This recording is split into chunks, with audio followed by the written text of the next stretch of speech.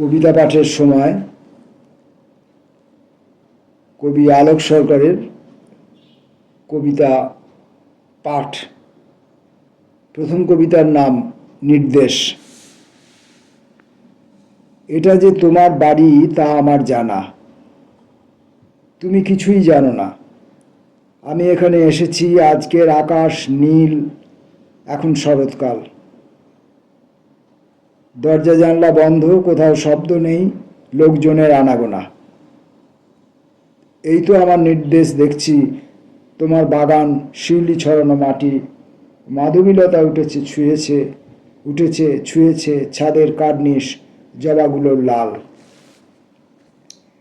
বেলা প্রায় শেষ, বাড়ি যাবার সময়। তোমার বাড়ি ভুলে তুমি এখন কোথায়? বাগান কেবল সাজানো, আজও তোমার বাগান কেবল সাজানো, আজও তোমার বাগান নীল রঙের পাখির উদাস করা হাওয়ার। সজল করুণ ফুলে, অনেক দূরের প্রজাপতি, অনেক দূরের ভ্রমর। তুমি কিছুই জানো না।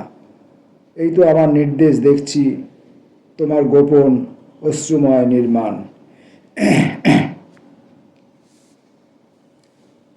সমর্পণ। আমার ভিতরের প্রতিটি পরিবর্তন আমাকে ভাবায়।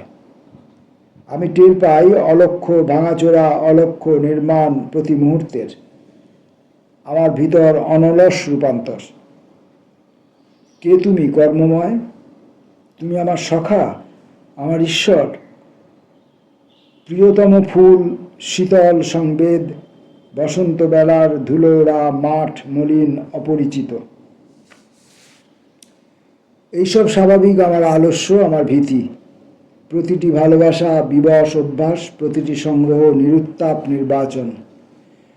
বটফল ছড়ানো উঠোন, লাউ মাচার উপর রোদ হয়েছে বাঁকা।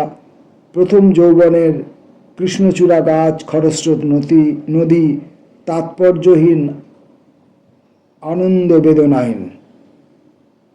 এখন সাদা বাড়ির মোহময় স্তব্ধতা, অরূপ আকর্ষণ। আমার নিরন্তর কান পেতে থাকা, শব্দহীন পরিশ্রম, পরবর্তী অভিলাষ কোন পটভূমিকায়। আমার সমর্পণ, হেমন্ত বেলার নদী, লাল ধুলোর পথ, অনিঃশেষ চৈত্র মাস, মলিন হেমন্তকাল, অকুল বিস্তীর্ণ নিশীথিনী। ও আমার সখা, আমার ঈশ্বর। পরবর্তী কবিতার নাম শ্রমময় নিশ্চেতন। জল ভরা মেঘের উদাস থেমে থাকা জানালার আকাশে স্মরণ করায় প্রবাহহীন সময়, শব্দহীন বনান্তরাল। সকল সচলতার বুকের অন্ধকার, প্রয়াসীর নিঃশ্বাসে উৎসবের সানাই, নির্জন মঙ্গলঘাট। তোমাদের ভালোবাসা অসহায় প্রস্তুতি, অনুভূত হয় অসহায় প্রস্তুতি। গলির প্রান্ত সীমা নিরর্থ অসৎ গাছ, দোতলার বারান্দার হলুদ রঙা শাড়ি, এইসব নিঃসংশয় রাত্রির নৌকার অনুরূপ স্থিরতায়। হেমন্তবেলার আলো শ্রমময় নিশ্চেতন, অনন্তকাল শ্রমময় নিশ্চেতন। জল ভরা মেঘের উদাস থেমে থাকা, ফোটায় নক্ষত্র স্বাতি বিশাখার মেদুর সকল অন্তরাল জল ভরা মেঘের উদাস থেমে থাকায়।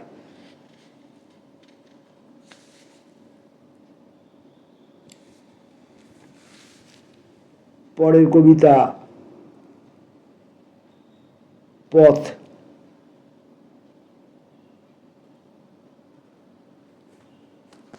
বিকেল যখন নামে আমার মনে পড়ে পুরনো সেই পথ।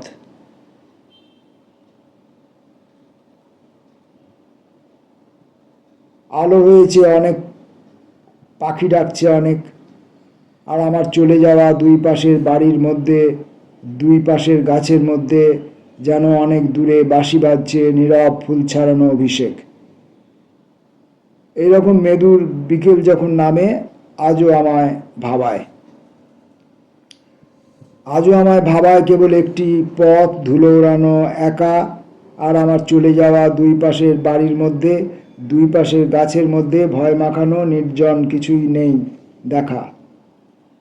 লোক চলেছে পূব দিকে, লোক চলেছে পশ্চিমে, সেই আমার পথ চলা কত গভীর মনে পড়ে বিকেল যখন নামে।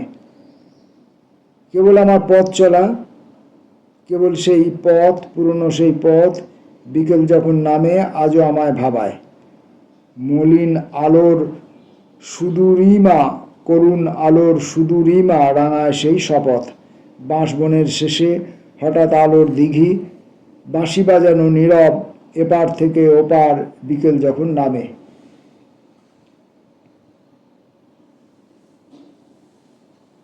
জানলা, জ্যোৎস্না হয়েছে খুব, পলাশ ফুল ফুটেছে।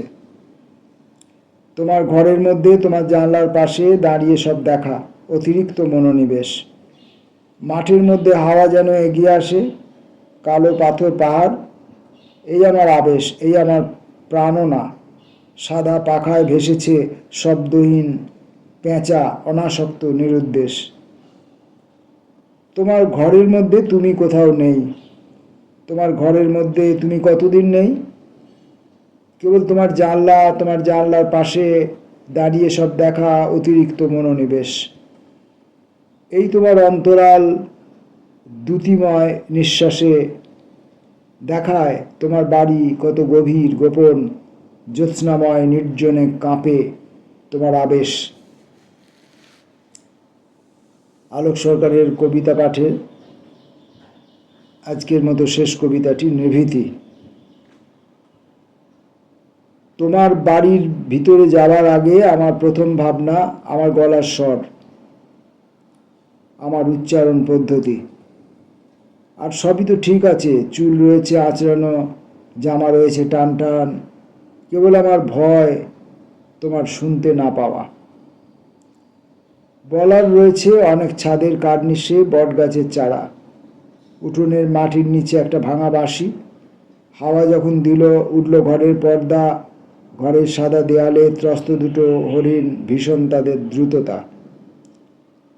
কেমন করে বলবো, কতবার তো দেখলুম, বলতে যখনই গিয়েছি গলা আমার কাঁপে, জড়িয়ে যায় জিভ। তোমার চোখের পাতায় কোথাও নেই কাঁপন। আমার চুলের বিন্যাস দেখো কেবল সব প্রশংস, আমার জরা জামার গরম।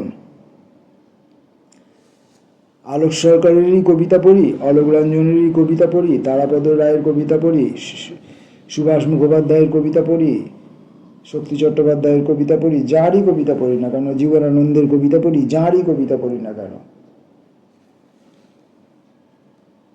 আমার সব ক্ষেত্রেই আমার অদক্ষতা আমাকে চিহ্নিত করে। এবং সেই কথাটি কবি অলোক সরকার এই নির্ভীত কবিতার মধ্যে বলে গেছেন। আমার কথাটি কেমন করে বলবো, কতবার তো দেখলুম, বলতে যখনই গিয়েছি গলা আমার কাঁপে, জড়িয়ে যায় জিভ। এই গলা কাঁপা, গলার মধ্যে একটা শ্লেষাজনিত অস্বস্তি, কাশা, গলা ঝাড়া, জিভ জড়িয়ে যাওয়া, যে শব্দটি আমি দেখছি সেই শব্দটি বলতে গিয়ে শব্দটি জিভের মধ্যে জড়িয়ে গিয়ে উল্টোপাল্টা উচ্চারণ করা, অথবা যে শব্দটি আমি দেখছি সেটি না পড়ে আমি পড়ছি অন্য একটি শব্দ, যে শব্দটি আমি দেখছি না। এরকম সব বিবিধ রকমের অক্ষমতা, হাজারো রকমের অক্ষমতা আমাকে দিনে দিনে অক্ষমতম ব্যক্তি করে তোলার পরিপূর্ণতার দিকে ধাবিত হচ্ছে। আমি আস্তে আস্তে নিঃশেষ হয়ে ওঠার জন্য, নিঃশেষিত হবার পূর্ণতায় পূর্ণ হবার জন্য আমার কাজ চালিয়ে যাচ্ছি। জানি দোষ ত্রুটি এইসবই আমার একমাত্র সম্পদ। নমস্কার।